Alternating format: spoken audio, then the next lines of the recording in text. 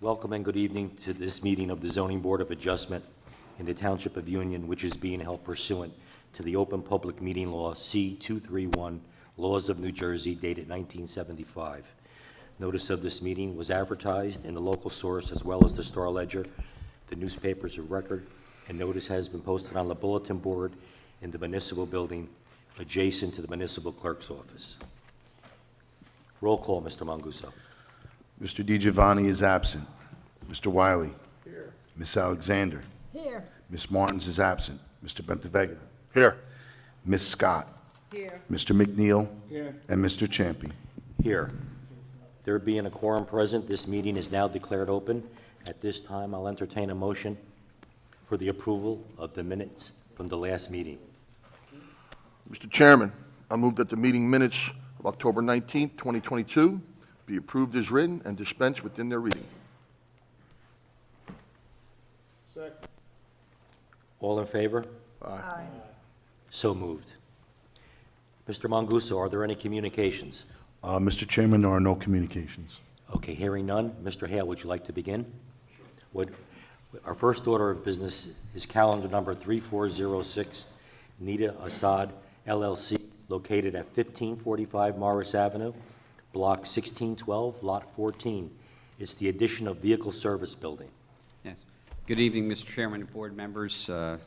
It's great to be here this evening. Yeah, we're here for an application to add a small service area to the existing gas station that's their service station. And probably recall this has been a gas station for as long as I can remember. I think we were talking at one time it might have been an Exxon or Esso station. Amico. Amico, okay. But what we're looking to do here is to further improve the site by adding an amenity to the public by having the ability to have a lube at this station.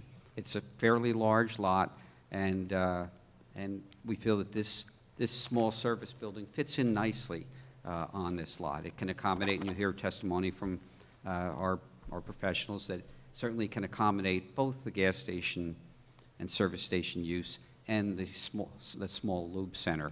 And what's significant about this, we're also improving the site. There's going to be, again, modern lighting. You'll hear from our architect, who will also provide the operational testimony. Nicely attractive building. I know when we first met, there was talk about whether or not the bays would face Morris Avenue. It's been designed so it will be the side of the building and entry from the side. And there also is extensive landscaping proposed. If you look at the plans, and we'll testify to this, there's several shade trees, there's 16 evergreen trees, and up to like almost 30 evergreen plantings that are part of this to provide buffering to the neighborhood, fencing and the like. So it's a modern upgrade for this facility, and certainly the lube goes hand in hand with the service. So that's an overview of the application. We have received the Collier's report. We'll address that. We have no issues addressing any of those items. And we did get both fire and police, neither of which had any negative comments with respect to the application. So that's an overview of the relief that we're seeking here this evening. Well, before this board, the service station lube are conditional uses in the zone, meaning it's not that they're a prohibited use in the zone, but there's a number of conditions. We don't meet all those conditions, and I'm sure Mr. Pansula has provided guidance that what that means is before the Zoning Board of Adjustment, but you'll hear from our professional planner to certainly justify the grant of the conditional use variance. Again, it's not as though we're here, and many times I'm here with a use that isn't permitted in a zone. This is conditionally permitted. So what I'd like to do first is to call upon Diego Duarte, our professional engineer. You're going to go to that one. And Sal was kind enough to already load the exhibits on the laptop there, so we should be able to get going. For the record, too, Mr. Hale and board members, I did mark the application and materials as were submitted by Mr. Hale's office A1. A2 is the site plan that was proposed by Dynamic Engineering, which consists of 11 sheets. A3 is the architectural rendering of the site or plan of the site. It was one sheet. A4 is the traffic impact statement, and A5 is the drainage statement. So we have A1 through A5 marked for the record. Can I ask the witness to raise his right hand and swear or affirm that the testimony you provide is the truth and the whole truth? Can you state and spell your name for the record with your business affiliation? Yes, Tiago Duarte, D-U-A-R-T-E. I'm a principal at Dynamic Engineering. Office address is 50 Park Place, Newark, New Jersey. Thank you. And Mr. Duarte, if you could please give the board the benefit of your work, educational experience, area of expertise, and whether you've been accepted as a professional engineer before their boards or courts of the state of New Jersey. Yes, I graduated Rutgers University with a Bachelor's of Science in Civil Engineering in 2011. I've been practicing in the field of civil engineering and specifically land development since that time, just a little over 10 years. I am licensed in the state of New Jersey, and I've testified before boards in the past on similar applications. Great, thank you, Mr. Chairman. All right, Mr. Duarte, if you could take us through, and I know we have the exhibits here. First of all, the existing conditions, and then what's proposed by way of improvements.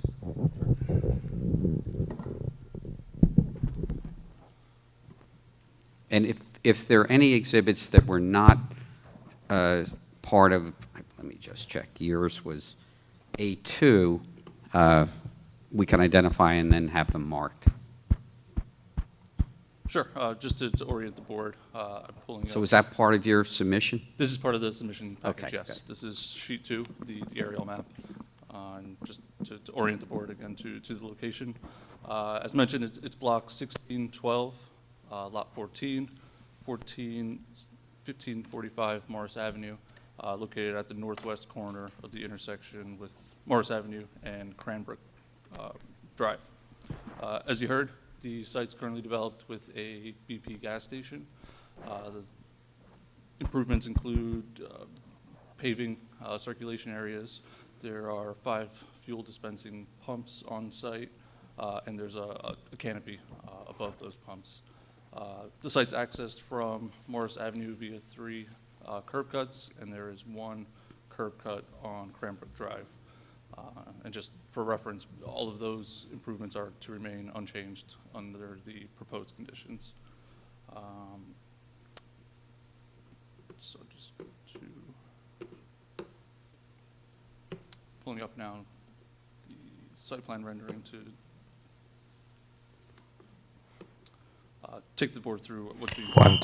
Now, I believe this is a new exhibit, correct? This is a new exhibit. Right. Yes. So, Mr. Mansell, if we could have this as A6, and if you could describe what it is? Yes, this is a site plan rendering, and it is a colorized version of the site plan that was submitted with the application. And we did superimpose the landscaping over the site plan just to give reference to what's being proposed. And as the board just heard, the application before you tonight is a service station addition to the service station of 1,695 square foot building to a quick lube facility. As you heard, there are 2 doors on that building facing the Cranbrook road facade. There's a pedestrian door on the south facing the Morris Avenue facade. The building's located in the northwest corner of the site.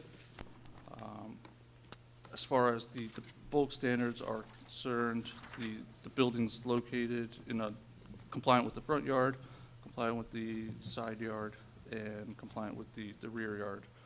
So it's 10 feet from the north property line, 20 feet from the west property line, and those do comply with the ordinance. In addition to what's being proposed with the building, there are parking space improvements that are being proposed. So 8 spaces are proposed for the use. 5 are located near the Cranbrook Drive right-of-way, and there are 3 parallel parking spaces along the northern property line, one of which being an ADA space to provide ADA compliant access to the building. That is a variance for the requirement, but as you'll hear in more testimony, based on the use and the size of the building and the anticipated volume of traffic, the spaces that are proposed are definitely supportive of what's being proposed as far as the building size and the business being proposed. And while you have that up, Yes. if you want to touch on or do you want to come back to it with the landscaping?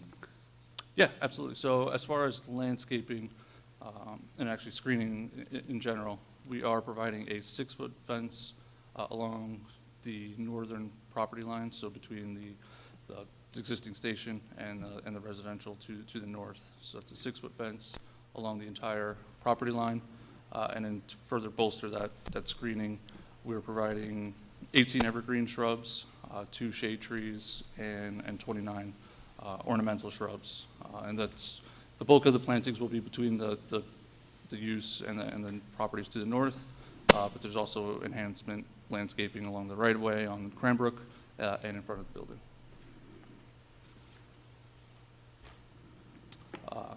As far as, just to touch upon utilities quickly, the building will be serviced by all new utilities, so there'll be new electric, new water, new gas, and new sanitary to the building to provide service. We're also proposing a 10 by 20 foot trash enclosure that's located to the south of the building, 5 feet from the property line to the west. That is a variance, but it is screened, again, with evergreen shrubs and plantings between the use next door. And that trash enclosure area is again, supporting the proposed business. And I know when we talked about the design of the site, it purposely was located away from the residential area and further buffered? Yes, correct. And it's also in a location that's easily accessed by trucks for pickups, so it's not disturbing the properties to the north, and you have the building separating the trash enclosure area and the properties to the north, further buffering the two areas. As far as site lighting, so the existing site has site lighting and canopy lights. All of that will remain unchanged. We are adding some building sconces that'll provide lighting for the access points and entryways, as well as an area light to the east of the property, to the east of the building, in front of the 5 spaces, the 5 parking spaces that are proposed. In response to the professionals' review memo, we do agree to revise that lighting plan to comply. Currently, there's a little spillage that goes to the north, so it does exceed the 0.3 foot candle requirement, but we do agree as a condition of approval to revise that, to bring that in line with the ordinance to eliminate that variance.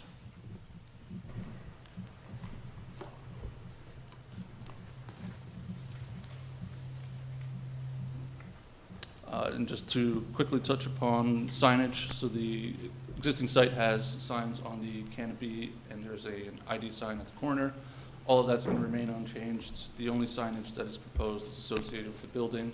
There's going to be 2 signs, one on each facade, and that sign is 33.75 square feet. So just 2 additional signs on the property. And again, that's to locate the building, and so that customers accessing the property will know just from looking at the building what's there and what services are provided with that name recognition.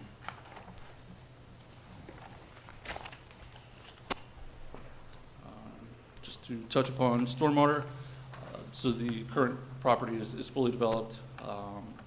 There is a minor increase in impervious coverage with the proposed building addition. The total is just over 1,300 square feet of increased impervious coverage. The majority of that is the roof area. Again, the building is 1,600 square feet. So from a stormwater perspective, that's considered a clean runoff, so it's not really a detrimental impact to what exists today. And as being just over 1,000 square feet, it's really a de minimis increase, so we don't anticipate any negative impacts from developing this building. Yeah, that really completes what Okay. I'd say. And again, just to confirm, you've read the October 10, 2022, I know you touched on stormwater and lighting. Any problem complying with the October 10, 2022 letter from Colliers? No issues. Okay, great. Mr. Chair, and I have no further preliminary questions of Mr. Duarte. At this time, are there any board members that would like to question Mr. Duarte the testimony he has given before us. I do have a question concerning the existing monitoring well on the property. Is it up to, is it current in terms of reporting and serving its purpose? I'll have to defer to the owner to address that, yeah. I'm just not familiar with it. It is, we'll submit to Mr. Hatter the reports. We did get the reports that is being monitored. It's not this applicant's responsibility, but we want to make sure that there wasn't compliance. So we did get the paperwork, and we'll submit it to Mr. Hatter, and there would be no objection if this board grants this application to make that a review and acceptance of those updates. But it being, again, a modern type facility, they keep an eye on it. Just that it's there. I mean, Yes. There's an issue there, so. Yep. And that's probably from the days of the Amico station. Are there any other board members with questions? Did you explain the parking again? Did you say you were 3 parking spaces? Oh, I'm sorry, yes. Yeah, so 8 spaces are proposed. As far as operations, which you'll hear from the architect shortly, it is a variance, but again, based on the building size, that the 8 that are proposed, we feel is adequate for what's being proposed. And our traffic engineer and also the architect who's going to touch on operational. Again, with the lube, most people are going to pull in, sit in the waiting room while they change their oil, and leave. Okay, all right. Are there any other board members with questions for Mr. Duarte? Counselor, I have a few general questions. Sure. This is like a quick lube type Yes. of facility. What other services will they provide? You know what? Our next witness, Okay. Mr. Grimaldi's, but like windshield washer fluid, maybe changing wipers and things like that. It's not your traditional gas station Oh, right. that would be doing brake jobs or engine work. All right, thank you. At this time, are there any members of the public that would like to question the testimony that this witness has given this evening? Could you step forward? State your name.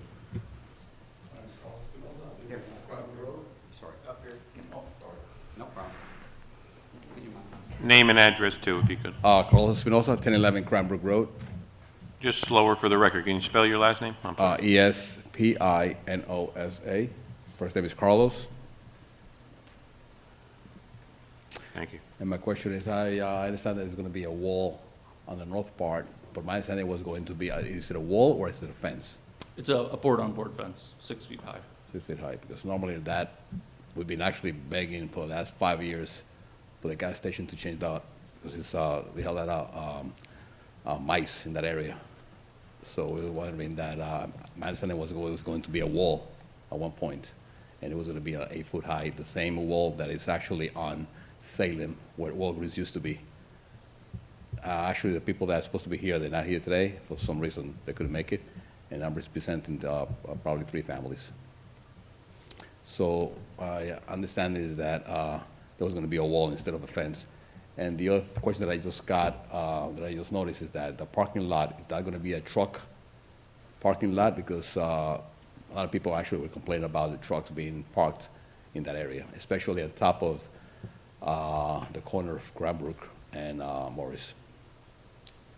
Yeah, what's being proposed as far as the parking is for parking to support the building, the quick lube facility.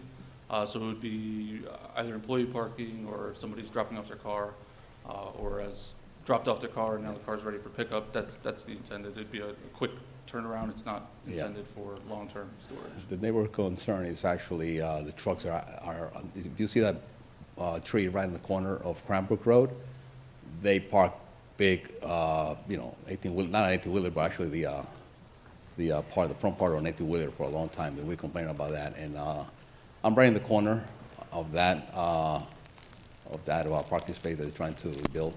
And most of the people in that area were trying to boycott the gas station because of that, and that's why we're trying to get some kind of fence, a wall instead of the fence. And also we're trying to get the sidewalk. The sidewalk is terrible. Actually it's broken in pieces. It's a mess. It's not something. If they're going to do something nice, it has to be, I believe, we want a wall to be there, and also no trucks allowed, because the look is going to really be a place where it's going to look like a very down. You know, the neighborhood's going to go down in, I guess, in prices, because it's unbelievable having something like that with not being taken care of is going to not visually, but it's going to hurt in the long run. That's our input. Excuse me, Mr. Duarte, I got a question. My name is Anthony. You said there's trucks that are parked there? There were many occasions there were actually trucks on top of where the pavers are.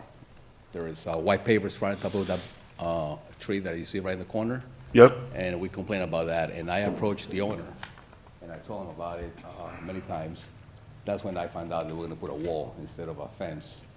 Now, if that's going to be a fence, then I don't know exactly what the neighbors on that side of the fence are going to be. They're not here today. I don't know for what reason, but I'm representing some of the families. Now, I'm very concerned about the corner. That is always, as a matter of fact, I sometimes, with the owner, sometimes we lend them the equipment to actually cut the grass. So we normally go out of our way to get that corner clean. Okay, so let me ask you a question. Have you made a complaint to who? Straight to the owner, and we sent a letter, I believe it was a registered letter around 5 years ago when the old owners used to be there. To the owners? To the owners. Okay. I, not only the zoning officer, but I'm the construction official, and I control I run the property maintenance, and I'm just going to say, I will send somebody out. If there's ever a complaint, you can come to me. But we have no complaints on that, any of those complaints, you know, but if there are complaints, please direct them towards my department. I'm the building department. You can take my number after. Yes, I believe we did that once from the building next door, quick check, and there was a lot of, the grass actually is growing around the sidewalk. Mm-hmm. And I think, I don't know if it was your department or the Department of Public Works. Public Works, they actually went to the building and they told the owner to get the grass out of the. So if you have a problem, we will Understood. be more Very than well. I'll happy forward that message as a to- resident to make sure that the problem is solved. I will forward that to the. Well, and my certainly neighbors. for the record, I can note, or I have noted, Mr. Hale, you can correct me if I'm wrong, there's no truck parking expected on the site. That will be part of the resolution, so if you do see that occurring, as Mr. Manguso indicated, you could report it, and the township can enforce the condition that that's not expected and shouldn't be happening. Yeah, we Number would one. welcome that, because, in fact, I remember being here for the Lowe's parking lot, and there were complaints because trucks were parking in there, and it wasn't related to that No. use, it was people just Yes. parking their trucks there, so, We're fully aware that what happens is these truckers come through town and they see these big lots like Lowe's. I don't see them really going on this site, but they do. They have stayed in the Lowe's parking lot and we have chased them. You know, we usually work with the police to ask for directed patrol. yes, but on this yes, site, I believe it's too I'll small. certainly pass along the concerns that you've had with respect to maintenance. As far as, I believe, one of the comments in the Collier's report was to repair that sidewalk. So if this board was to grant this resolution, that sidewalk would have to be repaired at the expense of the owner-operator of this property. And that also, again, any resolution approval would say that this is just for passenger vehicles related to utilizing the loop or well, not the gas station, employees or people utilizing the loop, and no truck parking. And that would be not just enforcement in general, but it would be a condition of the resolution that there not be parking there. So it's good when you bring those things up. And the sidewalk, they did cover that, too. Yeah. I was a little unclear on the wall, the discussion of the wall. The applicant's proposing a fence with landscape, correct? There is no retaining wall? Correct. We're proposing along Okay. the property line. So, just so the public is Yeah. clear, whatever prior Solid discussions you fence. had, A solid fence and the landscaping. I think I'm concerned with, well, I can't address, but a wall would probably be more intrusive, because then if there'd be a lot of maintenance associated with that and disturbing the soils. But there'll be a fence, and the details provided in the plans. Fence plus landscaping, too. I just want to be Plus clear, we're not dealing with a wall here. I know that he might have had discussions with a previous representative, but that's not a part of what we're proposing here, correct? I just want to be clear on that, okay.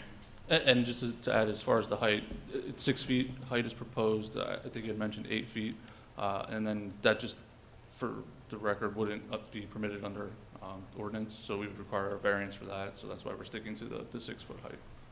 Oh, the fence. we For the actually- fence. How about a wall? If that applies on a wall, when it's a 6, 8 foot?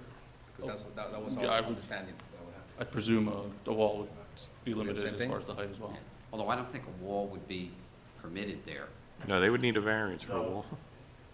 You would need a variance, and it would have to go through the engineering department for, that would be definite. And again, that area is a 6-foot fence, not 8 foot. It's not in that commercial zone where you can get away with an 8-foot fence. But the landscape will embellish it, too. The colorized exhibit that he marked, I don't know if you could see it from where you were sitting. I mean, it does, if the witness can just confirm that those superimposed landscaping features are along the fence line, correct? They are, they're in front of the fence line.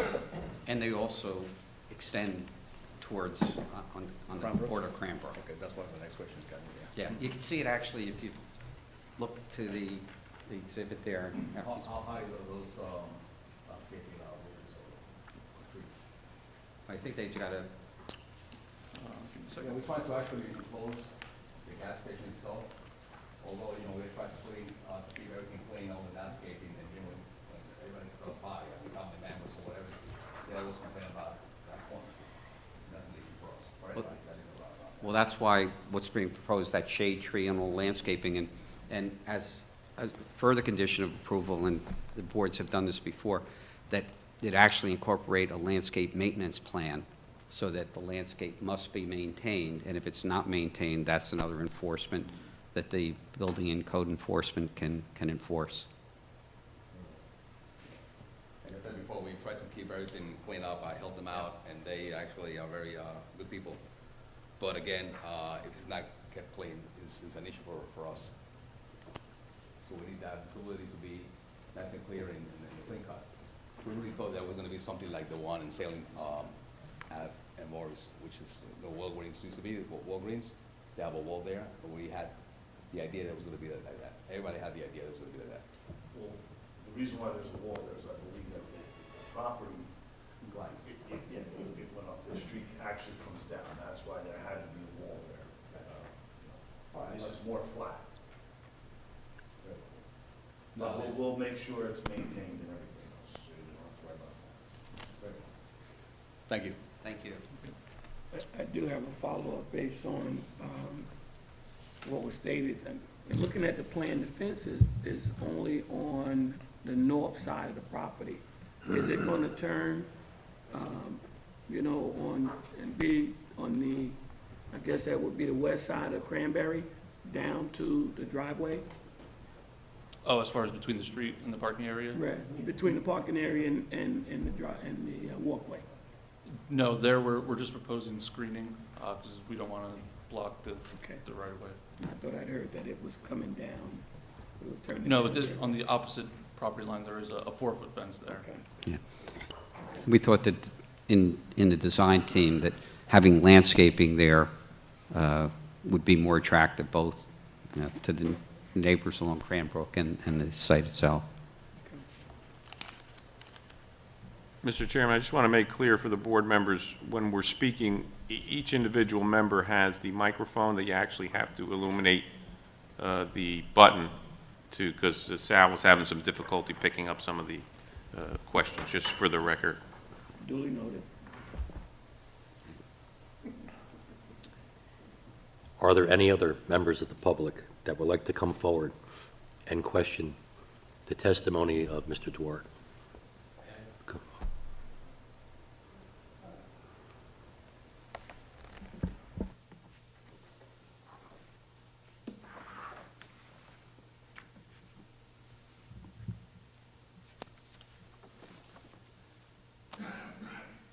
Good evening, everyone.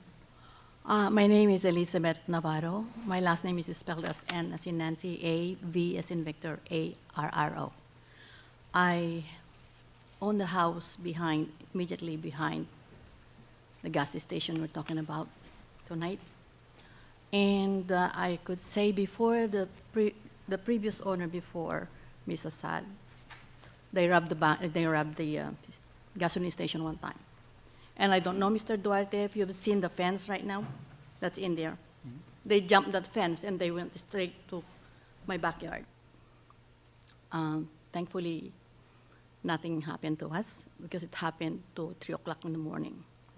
Now, the reason why I wanted that fence to be secured or higher than 6 feet in case can be, or maybe a wall if that is even appropriate. Because then the safety then. Plus, I could say that sometime between 2 o'clock in the morning till 5 in the morning sometimes, that's the time that they have to refill the tanks. A big truck goes in there. I've been call it a truck or something. The one that delivers the oil, the gas. And that is the time between 2 to 5 a.m. in the morning. You could hear them. The noise I wouldn't mind, but the smell of the gas that could come out sometimes. If that fence is higher or maybe it's a wall, then it will save us from smelling the gas or that any chemical that will be coming out from there. Now I heard in the letter, I've read the letter, that there will be a change oil facility that will be added to the gas station. I would just like to ask that if that will be built, the safety of the neighborhood should at least be considered. So whatever safety measures that have to be put in that, I would really appreciate it. And that's it, all I can say. I'm sorry, your address? Oh, my address, 1012 Cranbrook Road, Union. Okay, thank you. Okay, that's noted for the record, ma'am, but right now, this is the time for questions of this witness. We did note that for the record. You'll have an opportunity to make general comments at the end of the meeting, but that has been noted for the record. Thank you. So I'm done? Thank you. And just commenting, again, this is for the loop, certainly any, and Mr. Hale, don't mean to cut you off. What's the hours? Because. our next witness is going Okay. to touch on that, so. Okay. yeah, We haven't even gotten that much more testimony limited yet, so than he'll that. do an operational. The lube Yeah. joint's not going to be open up all night. No. Okay.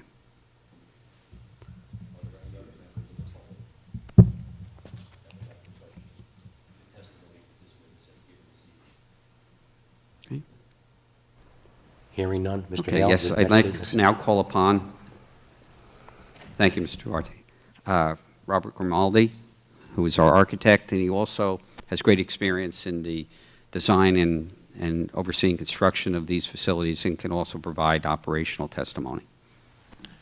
Can I ask the witness to raise the right hand and swear or affirm that the testimony you can provide this evening is the truth and the whole truth? Yes, I do. If you could state and spell your name for the record with your business affiliation. Robert Grimaldi, last name is spelled Grimaldi. My company is G141 Architecture. Thank you. And Mr. Grimaldi, I know you've been before this board in the past, if you could give a little background, your educational work experience, area of expertise, and again, whether you've been accepted by boards or courts of the state of New Jersey as an architect, and also touch upon your experience in these types of facilities. Absolutely. I graduated NJIT in 1991. I originally was when I got married, I was a resident of Union, just over the other side here. I've testified throughout the state of New Jersey. I've testified in front of this board at least a half a dozen times. Our firm's main focus is on commercial, quick lubes, retail, quick service restaurants. I think we together presented in front of this board for the Quick Check and also the Dunkin' that's right here. So I've been testifying throughout New Jersey, New York, Maryland, Pennsylvania. We'll accept his credentials. Great, thank you, Mr. I remember Chairman. Mr. Grimaldi. Yeah. All right. So, Mr. Grimaldi, if you could take us through, let's begin with the building design and the features of that, floor plan, elevations, and then we can move on to the operational testimony. As Mr. Manguso had indicated, hours of operation and the like. Okay, it's a very simple building. You know, they are somewhat utilitarian. We're not having parties, guests here. It's a utilitarian service. Come in, get your oil change, get out as quickly and efficiently and cleanly as possible.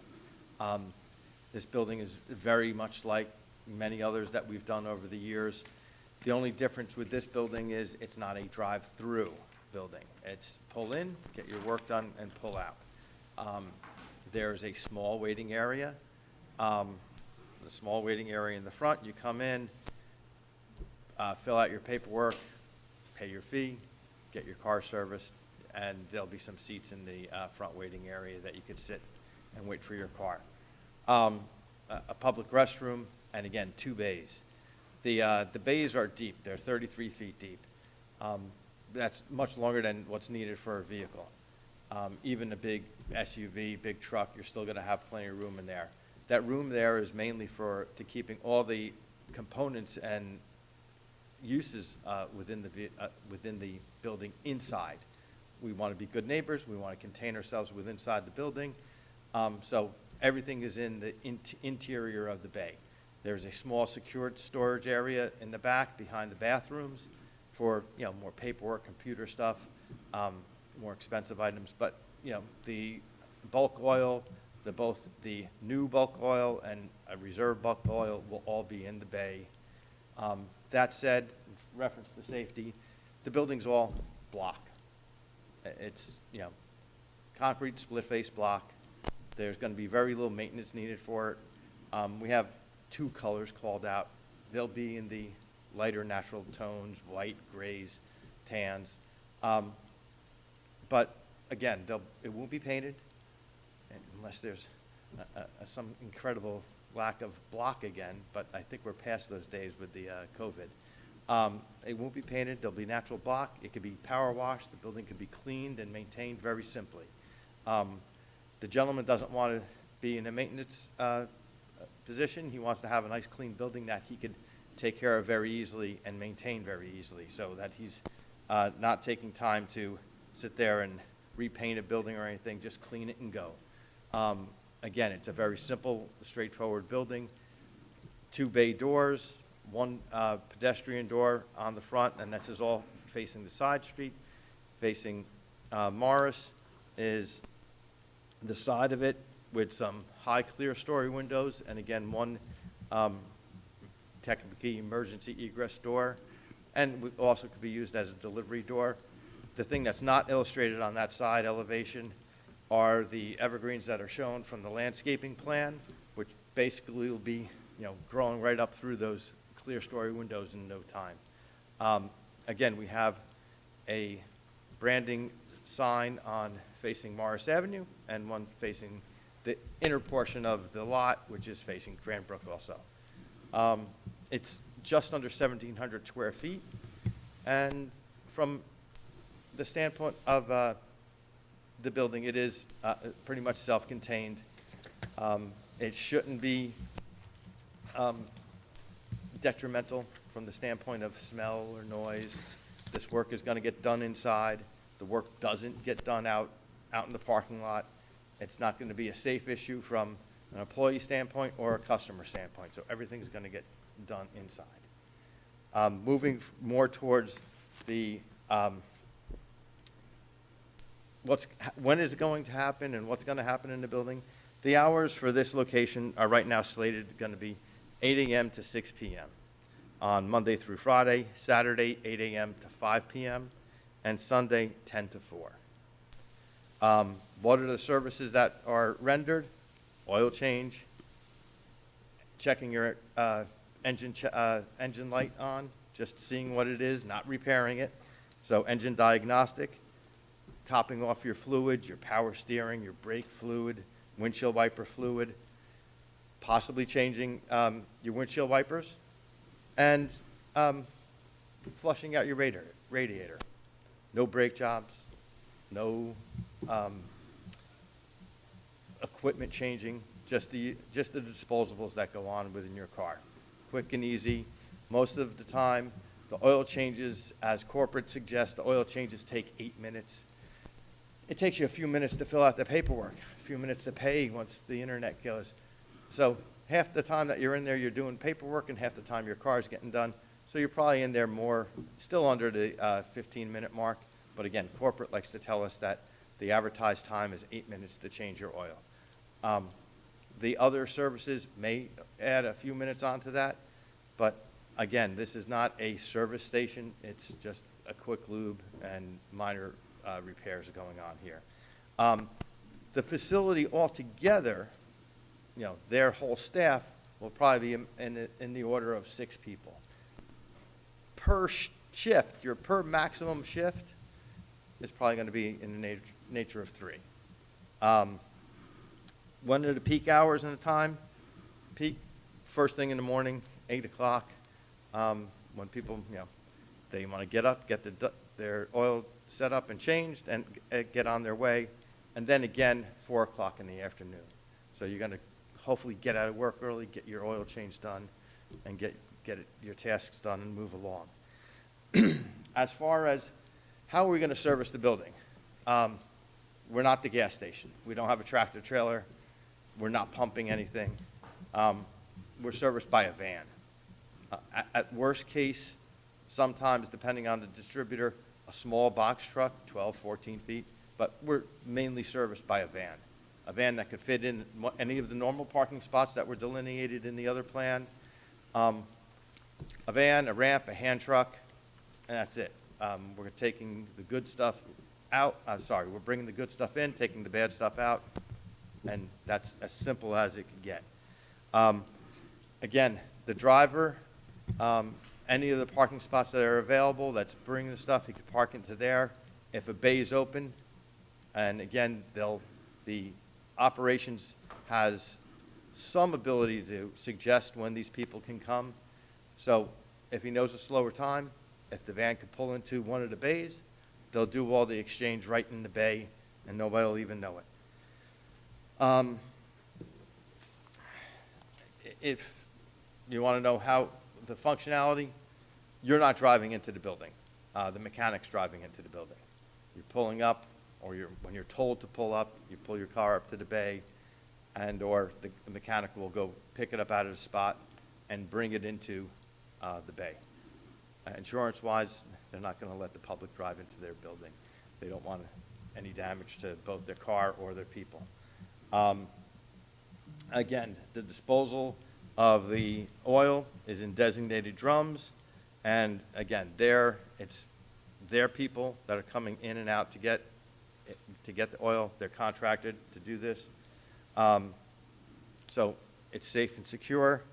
And as far as noise and mitigation, the work is done inside. The doors are closed. There's no outside work. There's no outside storage.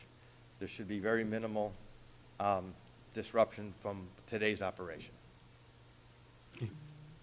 Thank you. I have no further preliminary questions of Mr. Grimaldi.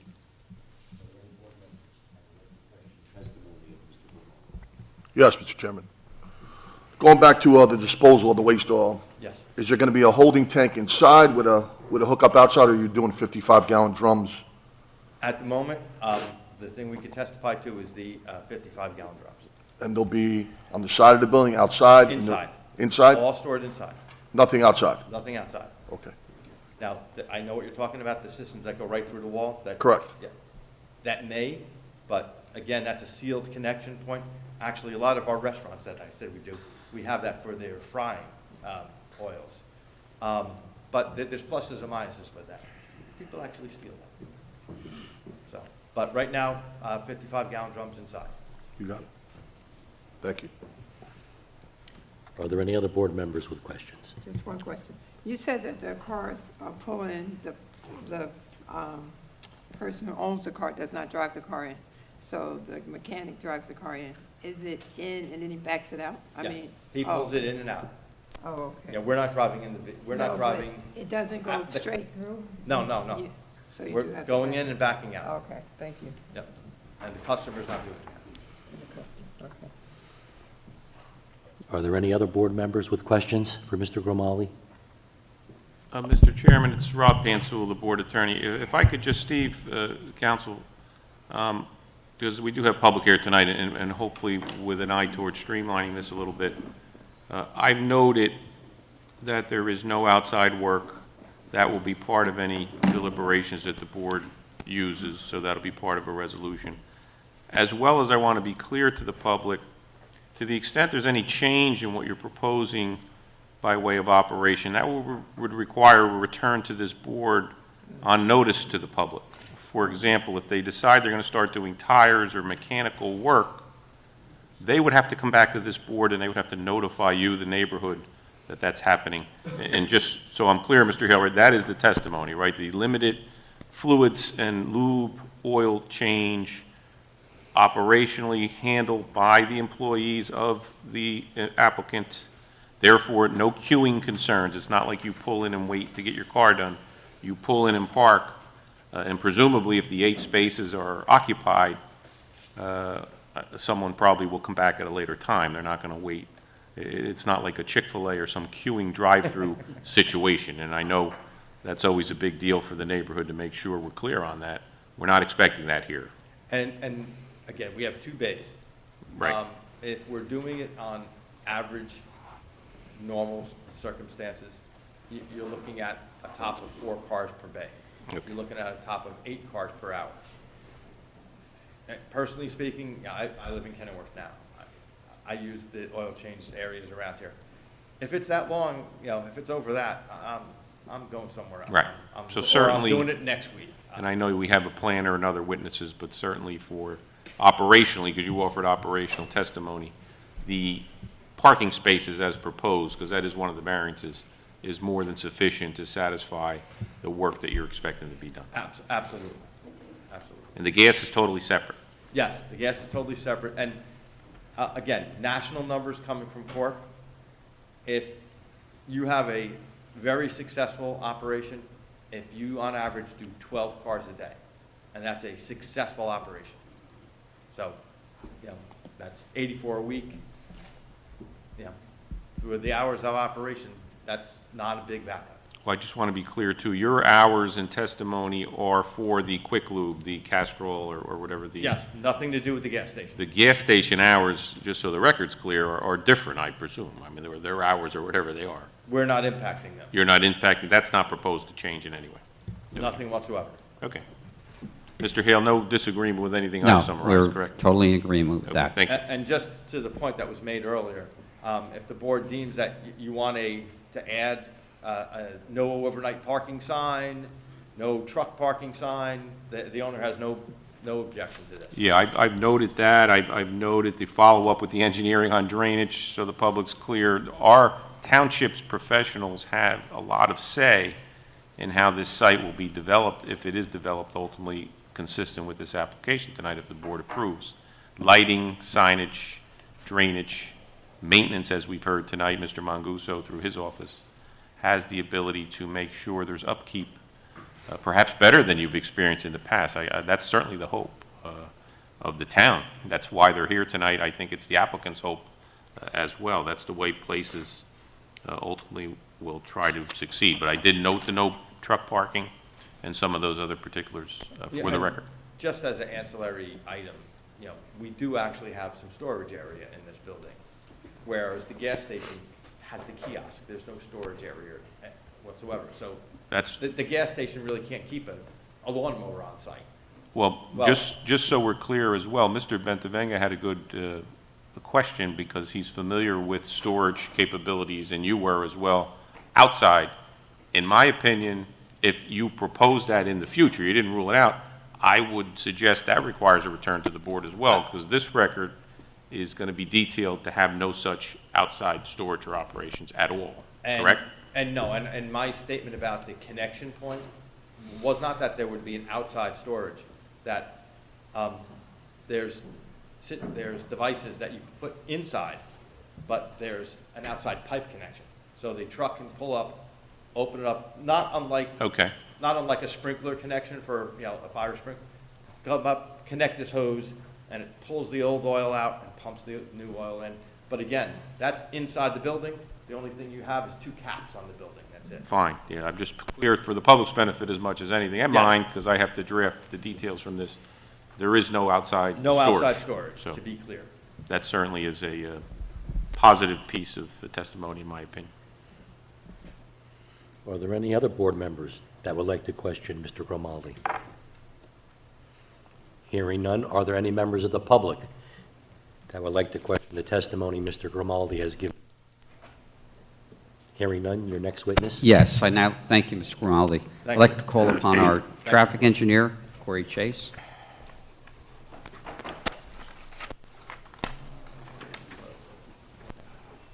Thanks, sir. Could you- Can I ask you to swear or affirm that the testimony you provide this evening is the truth and the whole truth? It will be. If you could state and spell your name for the record with your business affiliation. Certainly, it's Corey, C-O-R-E-Y, last name's Chase, C-H-A-S-E. Principal with the firm Dynamic Traffic, located at 245 Main Street in Chester, New Jersey. Licensed professional engineer in the state of New Jersey, license is currently in good standing. Bachelor's of Science degree in civil engineering from the University of Massachusetts. Qualifies as an expert in traffic engineering before over 120 municipalities throughout the state. We'll accept his credentials. Thanks. Hey, he's been here before, maybe not as Been here much as, before, too. maybe not as much as Mr. Steiger, but he's, We're But- trying. yeah. All right. So, As part of our role in the application, we did prepare a traffic impact statement. It was previously marked as A4, dated June 3rd, 2020. That assessed the overall traffic generation upon redevelopment of the subject property to include the approximately 1,700 square foot quick loop facility. Those trip generation numbers were based on data published by the Institute of Transportation Engineers in the Trip Generation Manual, which is the national and state standard for projecting traffic conditions. Those numbers are summarized on Table 1, which is located on page 3 of our report. And as you can see, and as you heard by Mr. Grimaldi, the proposed quick loop facility is a relatively low traffic generator, where we're talking about a maximum of 10 additional trips during a peak hour.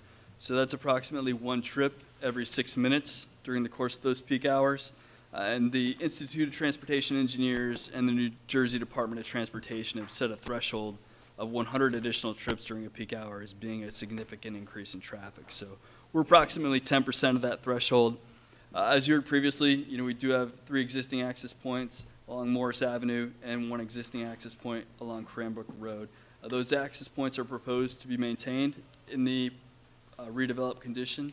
We did submit a letter of no interest request to the New Jersey Department of Transportation, and they did reply in an approving fashion on October 30th, 2020, indicating that no additional access permitting would be required and that the redevelopment of the subject property would not create a significant increase in traffic. We do have 8 parking stalls proposed on site, and again, given the limited employee count, the limited activity, this is not a traditional auto repair facility where you go and drop several cars off for the day, and they may be there for multiple days at a time. Obviously, the essence of the quick loop facility is that you go in, get your oil changed, and then you're on your way. So very limited on-site parking to be utilized primarily by employees and any potential customers waiting. So based on the fact that we do provide 8 parking stalls on site, given the limited anticipated activity of the subject property, we feel that that parking supply will be sufficient to accommodate the needs of the development. So no detrimental impacts on the adjacent roadway network from a traffic generation perspective, certainly sufficient parking on site and adequate on-site circulation to accommodate the needs of the existing service station as well as the proposed quick loop facility. Mr. Hale, I'd be happy to touch on anything else, but I don't want to belabor my testimony. yeah. No, I appreciate your testimony, and I think, again, board, and I know the board professionals have had an opportunity to review the traffic impact statement. So I have no further questions at this time. Mr. Chase? Are there any board members that would like to question the testimony Mr. Chase has given here this evening? No, I just want to confirm what you said. So, I own a car, no one will use any of the parking spaces except the staff, except the people that are hired there. So you have 8 parking spaces, and you have 8 employees, and you only expect 4 to come in the morning and 4 in the nighttime shift. So it's always going to be some parking available, is that what you're trying to say? Yeah, the maximum number of anticipated employees is 3, so Yeah. with 8 parking spaces, there'll still be 5 spaces left over should a customer arrive and both bays be full and choose to wait. So They there might would wait be, there. there would be some space on site at all times, you're correct. Okay. Are there any other board members that would like to question Mr. Chase? Hearing none, are there any members of the public that would like to question Mr. Chase's testimony? Hearing none, next witness. Yes, thank you very much, Mr. Chase. I'd now like to call upon our professional planner, Christine Cafone.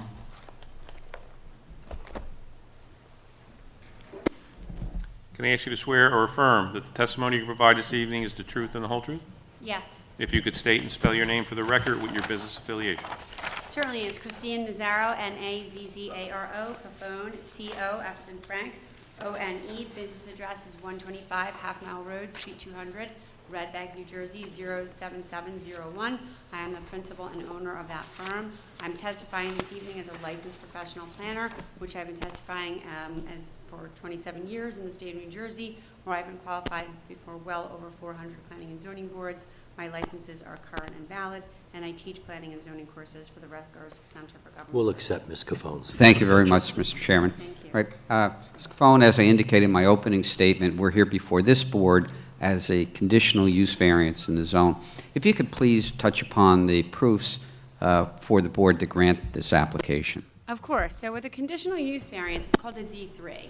And it's called a D3 just because that's the section of the municipal land use law that it comes out of, section 40:55D. One is a non-permitted use. So sometimes you'll hear planners talking about particular suitability and special reasons. You're not going to hear that tonight. Because when you have a D3 unmet conditional use variance, what the planner or the board has to find is that absent compliance with conditions with those conditional use standards, it's still an appropriate location for the use.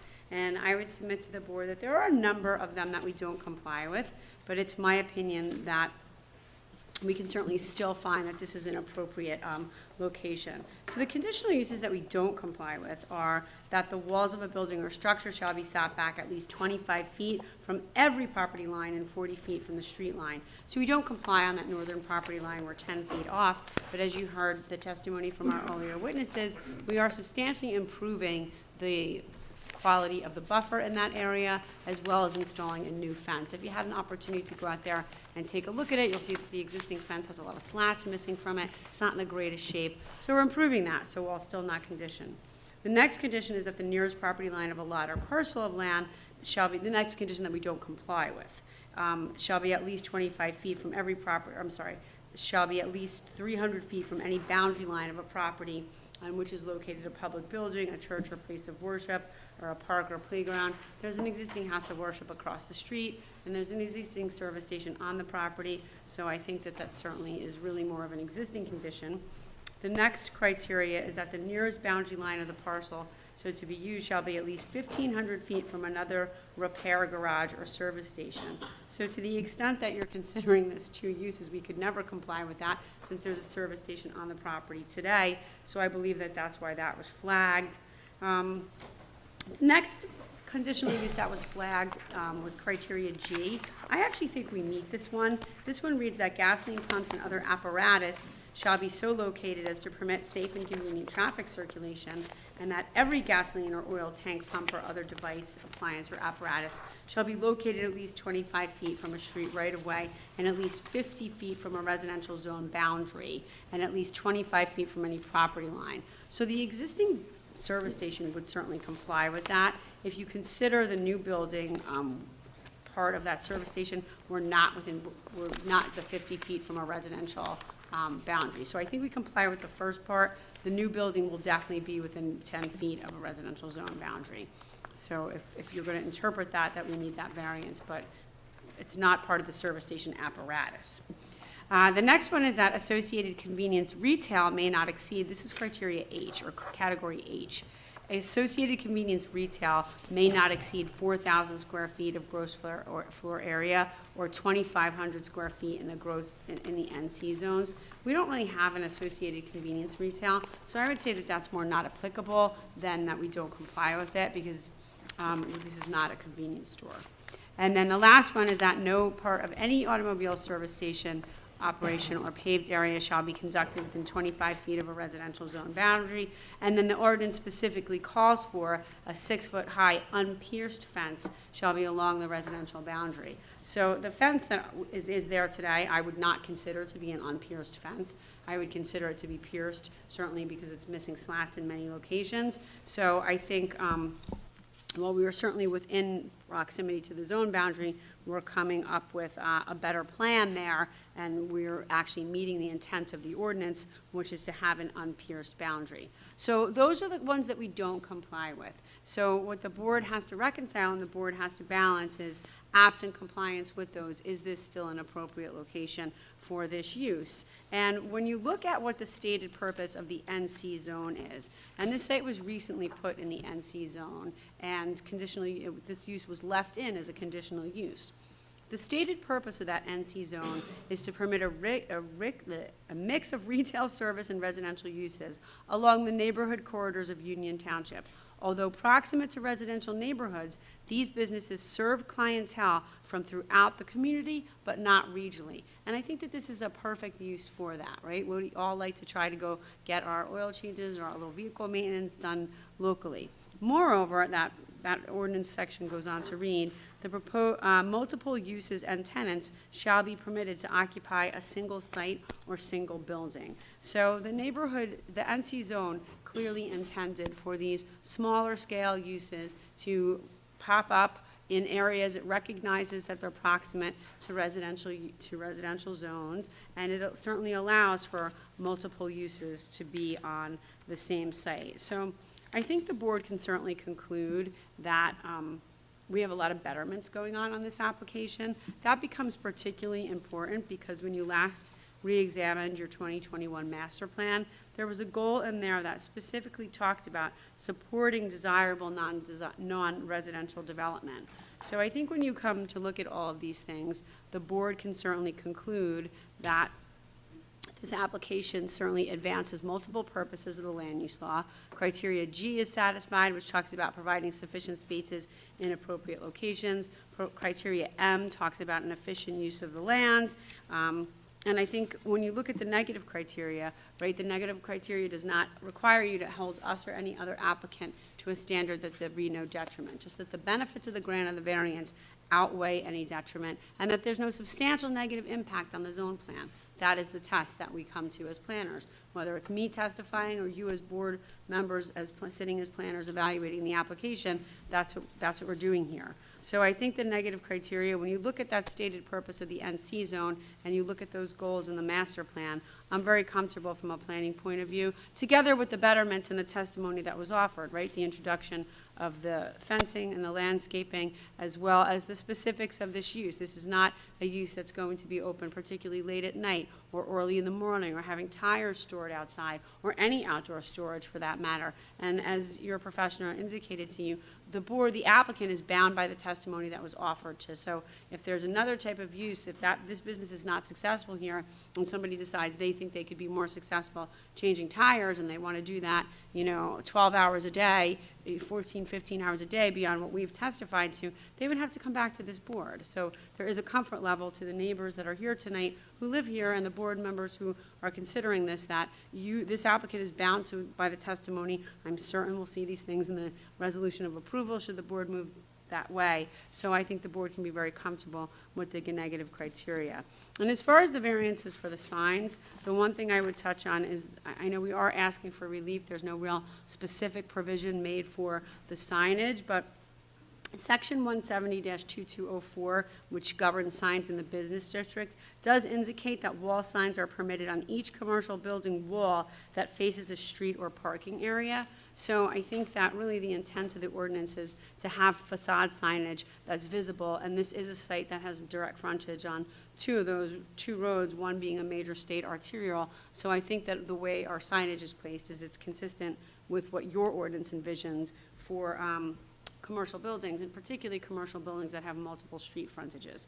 So taken together, I think we substantiate our burden of proof with respect to the variance relief that's required in conjunction with this application, and that the board can certainly grant the relief, in my opinion, with no substantial detriment to the zone plan or the public good. Thank you very much, Ms. Capone. You're welcome. Appreciate your testimony, and I have no questions at this time. Are there any board members that would like to question Ms. Capone's testimony? Hearing none. Are there any members of the public that would like to question Ms. Capone's testimony?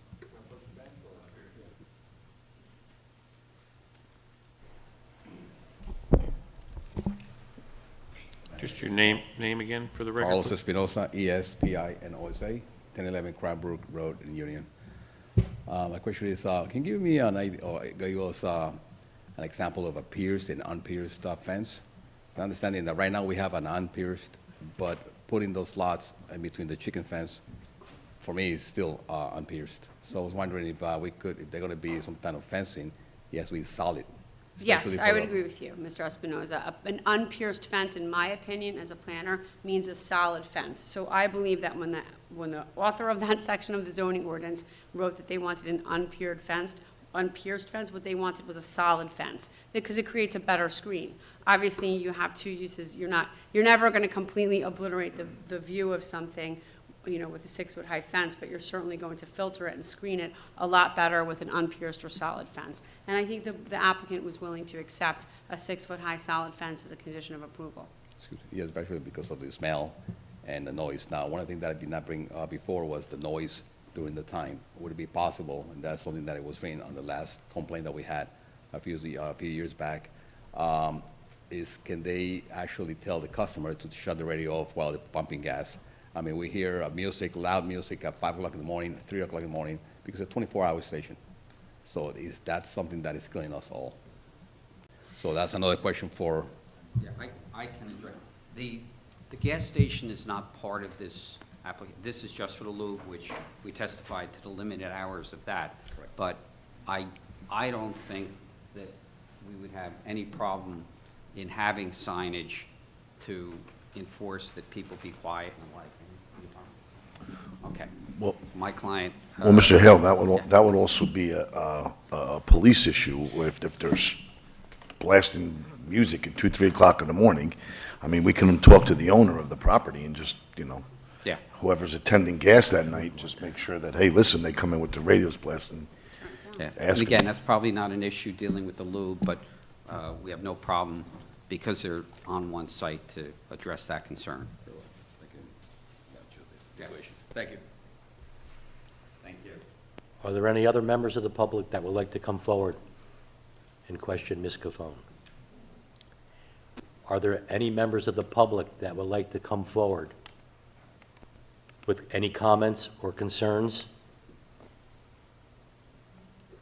Hearing none, would you like to sum up, Counselor? Yes, thank you very much, and thank you, Ms. Cofone, appreciate it. Now, this is a well-thought-out application. I think when you look first at the testimony, Ms. Cofone, talking about what this NC zone is looking to encourage.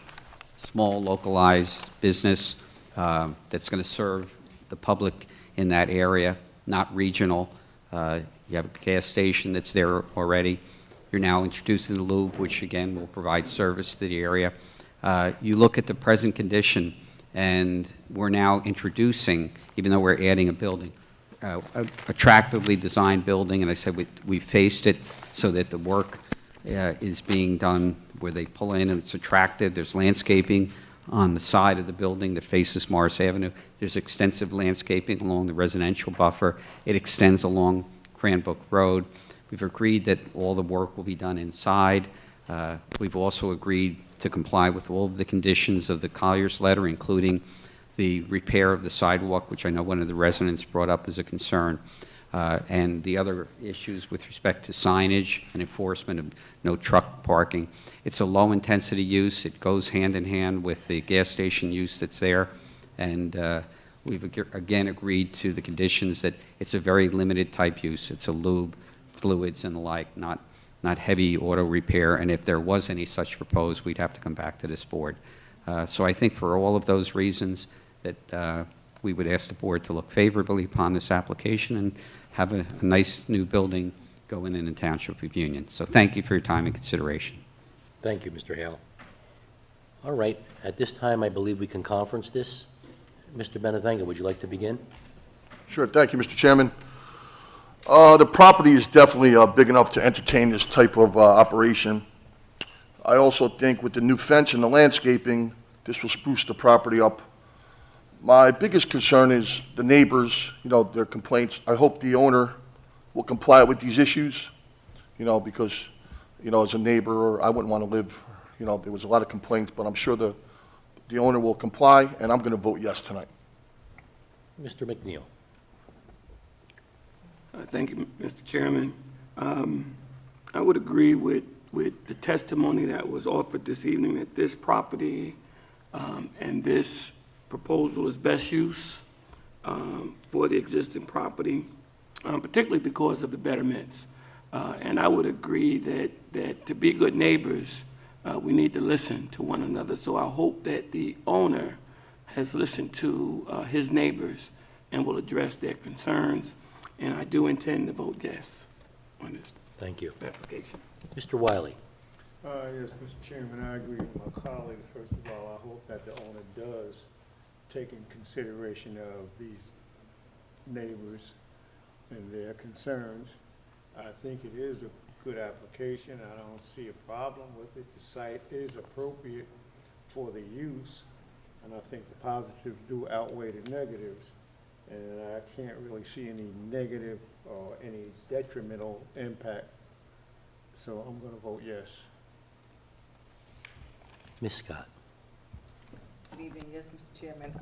I concur with my colleagues. I also believe that, it was a good presentation by all the professionals. They did a good job describing the site and what they plan on doing with the site. I do hope that the owner will consider what the neighbors are saying so that they don't have to live through conditions that no one else would want to live through. So I do hope that he takes that into consideration. So I will also be voting yes. Ms. Alexander. Thank you, Mr. Chairman.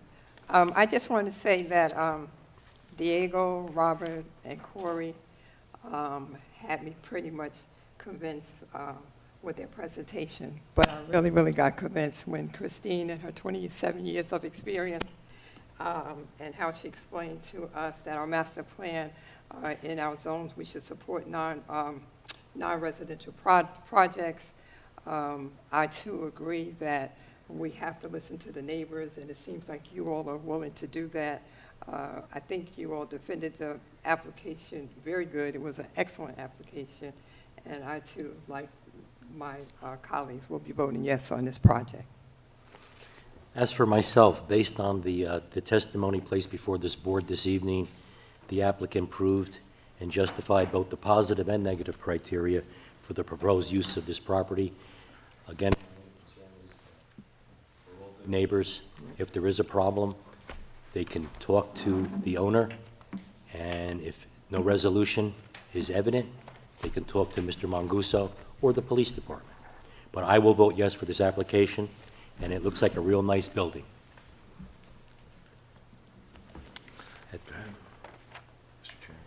May I have a motion to grant the application? Mr. Chairman, I move that the board grant the variance applicable to this application and that council is directed to prepare a resolution consistent with the board's decision. I second. Roll call. Mr. Wiley? Yes. Ms. Alexander? Yes. Mr. Bentavagina? Yes. Ms. Scott? Yes. Mr. McNeil? Yes. And Mr. Champy? Yes. December 14th, Steve, What was that? December 14th, the regular meeting night. Actually have to get through the holidays. Well, again, thank you very much, the members of the board professionals, and appreciate the members of the public coming out and getting their input. So have a great night. Thank you. Good night. Mr. Chairman, there being no further business coming before the board this evening, I move we adjourn. Second. All in favor? Aye. So moved. You got it.